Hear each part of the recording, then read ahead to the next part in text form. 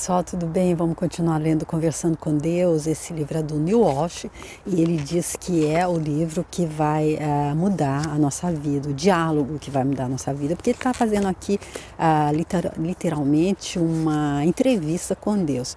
Ele está conversando com Deus e ele está deixando esse diálogo à nossa disposição através desse livro, que é o primeiro de uma trilogia que ele fez e que já vendeu mais de 7,5 milhões de exemplares e ficou mais de 90 semanas na lista dos mais vendidos do New York Times. E o Neil Walsh, ele vai dizer, ele mostra aqui nesse livro, se Deus tem senso de humor, se o inferno existe. Ele pergunta também quem foram Buda, Jesus e Krishna, e ele é um autor que almeja mostrar ao mundo que todos podem conversar com Deus a todo instante e que a questão não é com quem Deus fala, mas quem está disposto a ouvi-lo. E ele diz também que para estar disposto a ouvir Deus, a gente tem que buscar a verdade com o coração sincero, a alma ansiosa e a mente aberta. E nós já estamos quase no final do livro, nós estamos no capítulo 18, se não me engano. Deixa eu ver aqui. Não está tão longe assim, nem sei se tem 18 capítulos, estamos no 12º capítulo. E aqui então Deus Neil Walsh está falando um pouco sobre a ascensão profissional, sobre sucesso, sobre ter abundância financeira especialmente.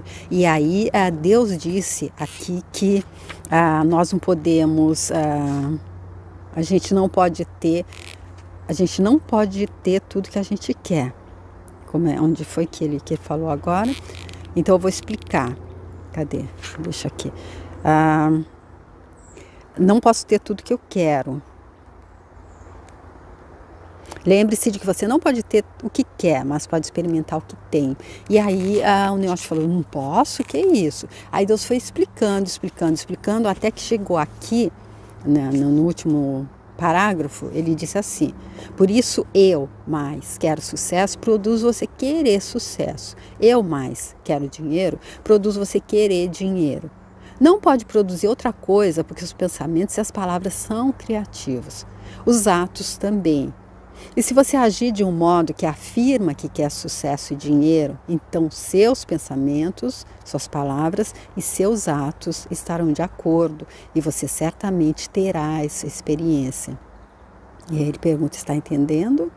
E aí eu acredito que eu entendi, porque ele diz que eu acredito aqui, ele está dizendo que a única coisa que o universo, que Deus, que a vida espera da gente é que a gente seja coerente.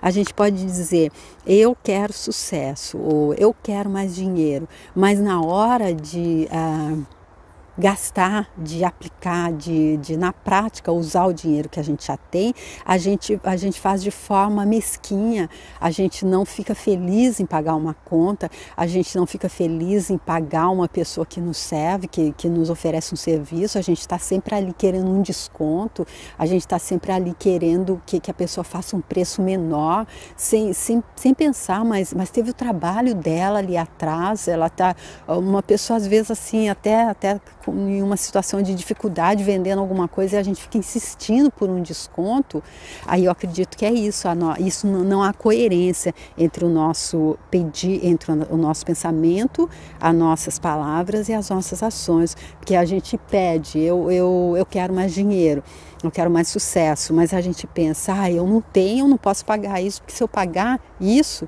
sem pedir um desconto vai faltar, não está coerente com querer mais sucesso. Porque se a gente tem sucesso, se a gente tem mais dinheiro, a gente sabe que ou como Deus já disse aqui nas páginas anteriores, da onde veio aquele tem muito mais. Então não precisa ter medo que falte. E aí, sem essa coerência, a gente fica como os Abrahams dizem ali no livro Peça e Será Atendido. Eu fiz também, eu deixo a playlist aqui se você quiser ver, vale muito a pena. Nós ficamos então vibrando na falta. Não coincide também, não há ressonância, porque a gente fica pedindo uma coisa, mas a gente ao invés de vibrar na alegria, na satisfação e na gratidão, porque a gente sabe que aquilo já é nosso, se a gente desejou, é um desejo da alma e a alma está dizendo, olha, isso Isso você pode ter. Eu já ouvi alguém dizendo que nada que a gente consiga visualizar, a gente não pode alcançar. Então, se a gente está desejando, como ele já disse nas páginas anteriores, é a alma que está mostrando, olha, pode desejar que está aí, está disponível para você. E aí, nesse caso, se a gente deseja, mas a gente vibra na incerteza, no medo de que aquilo não exista realmente, na falta daquilo, como os Abrahams explicam bem, a gente não sabe receber, é por isso que a gente não recebe. Então eu acredito que foi isso que Deus explicou aqui, quando ele diz que a gente não pode ter tudo que quer, mas pode experimentar tudo que tem. É isso? Você não pode ter o que quer, mas pode experimentar o que tem. E aí então ele pergunta, está entendendo? E Nyoshi diz, sim, meu Deus, realmente funciona desse modo? E Deus diz, é claro, você é um Criador muito poderoso, mas se você tiver um pensamento ou fizer uma afirmação apenas uma vez, como por exemplo, em um momento de raiva ou frustração, não é muito provável que transforme essa realidade, esses pensamentos ou essas palavras. Por isso, não tente se preocupar com tomara que eu morra ou vá para o inferno, ou todas as outras afirmações pouco gentis que às vezes pensa ou diz. Ai, graças a Deus, não é? E isso o Napoleão Hill deixa claro ali no livro Mais Esperto que o Diabo também, quando ele fala dessa lei aí, ele chama ela lá de uma outra, a lei, esqueci agora.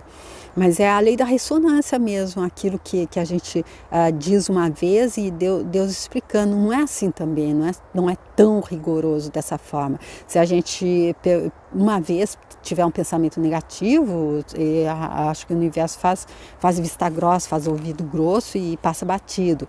Mas se a gente continua, se torna um padrão, aí sim a gente vai criar aquilo que a gente está pensando repetidamente.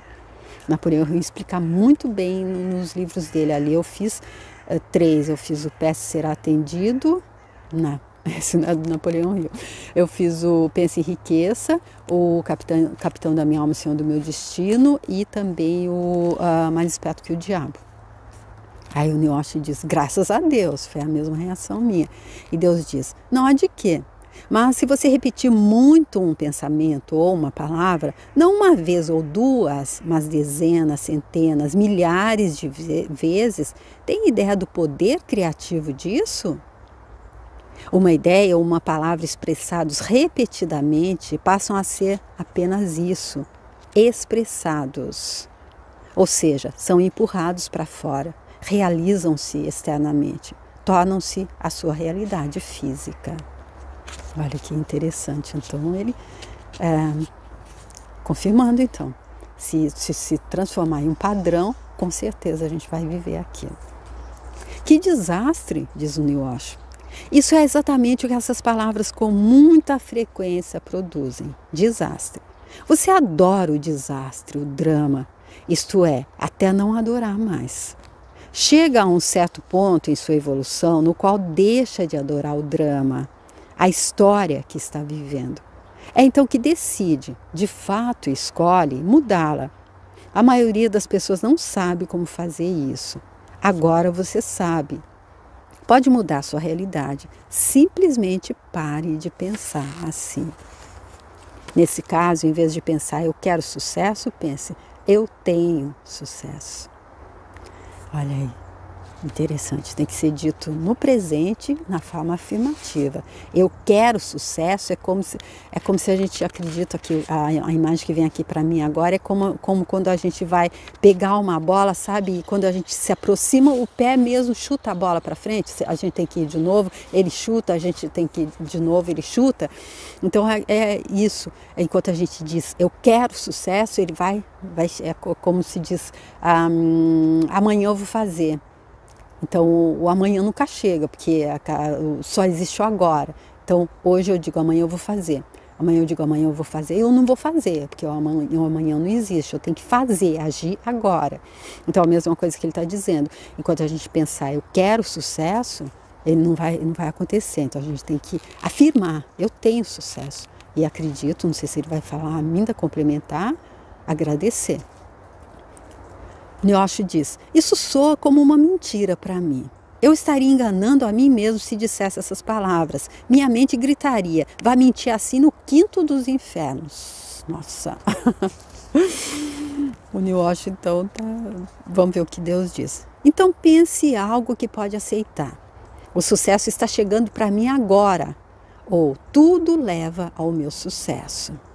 Ah, tá. Então Deus dizendo que é até mais fácil. Então, já que a mente não vai aceitar se eu disser eu tenho sucesso, minha querida, essa vida que você está levando, isso é sucesso? Isso é ser bem-sucedido? Aí então a gente pode dar uma voltinha e falar, o sucesso está chegando para mim agora. E aqui eu acredito que, eu prefiro, eu não falo desse jeito, eu não coloco nada no futuro. Quando eu vou fazer as minhas afirmações, seja pensadas ou escritas, eu coloco o verbo no presente. Então aqui Deus me desculpa, mas eu diria, o sucesso chega para mim agora. Ou tudo leva ao meu sucesso. E aí, então, dessa forma, a gente consegue que a mente aceite melhor. É isso que Deus está dizendo. E aí, o Neil Osho diz, então esse é o truque por trás da prática das afirmações da nova era? E Deus responde, as afirmações não funcionam se foram meramente afirmações do que você quer que seja verdade. Só funcionam quando são afirmações de algo que você já sabe que é verdade. A melhor afirmação é a de gratidão, reconhecimento. Obrigado, Deus, por fazer com que eu tenha sucesso na vida. As ideias e os pensamentos que se traduzem em palavras e atos produzem ótimos resultados, quando se originam do verdadeiro conhecimento, não de uma tentativa de produzir resultados, mas de uma consciência de que os resultados já foram produzidos. Ou seja, a gente tem que ter aquela fé absoluta. Se bem que eu ouvi do professor Hélio Couto que fé é quando a gente não conhece. Porque ele dá o exemplo, quando a gente vende um bem, por exemplo, para uma pessoa, a gente não a conhece. Aí nós vamos ali no cartório e ali o dono do cartório, que eu esqueci o nome dele agora, aquela pessoa ali, o tabelião, ele põe um carimbo lá assim, eu dou fé. Então ele garante que a pessoa vai pagar. Então fé então é quando a gente não conhece. Não, acredito que não, entendi errado, agora a ficha caiu. Então se o tabelião é que diz eu dou fé, é porque ele conhece a pessoa, ele garante. Então se a gente tem fé, a gente conhece Deus, que Deus é o pai, mãe, que está com tudo, que tudo já está manifestado no nosso vórtex, como os Abrahams explicam no livro Peça e Será Atendido, e basta que a gente confie nisso, com fé, com certeza, com confiança, sem nenhuma dúvida, que isso se atualiza na nossa realidade. Então ele diz, não deve ser uma tentativa de produzir resultados. A gente fica repetindo, eu tenho certeza que Deus vai fazer com que eu tenha sucesso na vida, mas ali no íntimo, no inconsciente, a gente está dizendo, minha filha, só se for daqui a umas 5 vidas, nessa não é, esquece. Aí então a gente tem que ter uma consciência de que os resultados já foram produzidos. Aquela máxima de Jesus Cristo também, tudo que pedires, crendo que já recebeu, receberá. Jesus sabia disso. Antes de cada milagre, ele agradecia a mim por ele. Nunca lhe ocorreu não agradecer, porque nunca lhe ocorreu que o que ele afirmava não iria acontecer. Essa ideia nunca passou pela mente dele. Ele tinha tanta certeza de quem era e do relacionamento dele comigo, que todos os pensamentos dele, todas as palavras e todos os atos refletiam essa confiança. Como os seus pensamentos, as suas palavras e os seus atos refletem a sua certeza. Se nesse momento houver algum desejo que você quer experimentar em sua vida, não o deseje, escolha-o. Aqui ele chegou naquele ponto que eu falei no vídeo anterior, ao invés de dizer eu quero, eu escolho. Você escolhe sucesso em termos terrenos? Escolhe mais dinheiro? Ótimo! Então escolha isso realmente, não sem entusiasmo. Contudo, em seu estágio de desenvolvimento, não fique surpreso caso deixe de se preocupar com o sucesso terreno. Olha que interessante. Escolha o sucesso, mas nesse estágio de desenvolvimento, não fica surpreso se um dia isso já não fizer mais diferença. Se você fizer aquilo que você gosta, mesmo sem estar ganhando nada por isso. Olha, tive que fazer um corte aqui por causa desse ruído que apareceu de fundo, que só Deus sabe de onde veio. Mas vamos lá. Então, o que faltou, o que ficou com ruído foi: o que isso significa? E aí Deus diz: chega um momento na evolução de cada alma em que a principal preocupação não é mais a sobrevivência do corpo, mas o desenvolvimento do espírito. Não é mais o sucesso terreno, mas a realização do eu. Em certo sentido, esse é um momento muito perigoso, principalmente no início, porque a entidade que habita no corpo agora sabe que é apenas isto, um ser em um corpo, não um ser corpóreo.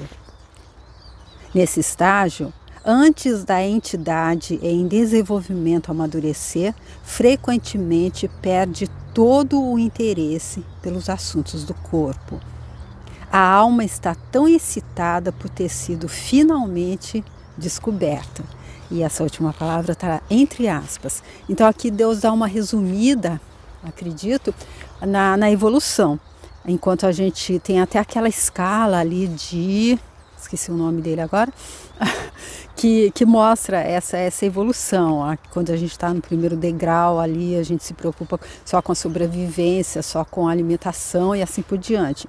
E aí então ele dizendo que quando a gente chega ali naquele momento que a gente já sabe que a gente não é um ser corpóreo, a gente se reconhece como seres infinitos, divinos, espirituais, fazendo uma experiência humana, aí então a alma fica excitada por ter sido finalmente descoberta. A mente abandona o corpo e tudo o que lhe diz respeito é ignorado. Os relacionamentos são postos de lado, as famílias deixam de existir, os empregos ficam em segundo plano, as contas não são pagas. O próprio corpo não é alimentado durante longos períodos. Todo o enfoque da entidade passa a ser na alma e nos assuntos da alma. Nossa, aqui eu preciso ainda de um pouco mais de compreensão, porque até tudo isso que ele falou, deixar família, emprego, segundo plano, mas contas não pagas, aqui eu ainda tenho uma pré... como que é? Eu ainda tenho uma coisa pré-concebida com relação a isso. Eu acredito que todas as contas a gente deve pagar, até quando a gente não está muito...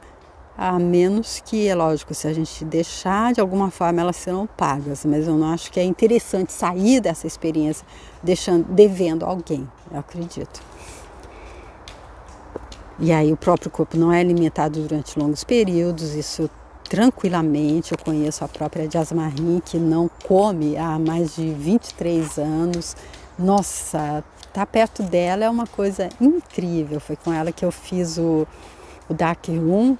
Tive o prazer de conhecê-la e ela estava lá com a gente no restaurante, onde cheio, todas aquelas iguarias ali, num lugar gostoso, com aquela comida deliciosa, e ela totalmente tranquila, é liberdade total mesmo. Então, aqui só o que ficou para mim foram as contas não pagas, mas assim que eu disse, o entendimento que me veio é que elas não ficariam, que a pessoa a quem a gente está devendo, o órgão a quem a gente está devendo, não ficaria realmente sem receber, de alguma forma seria pago.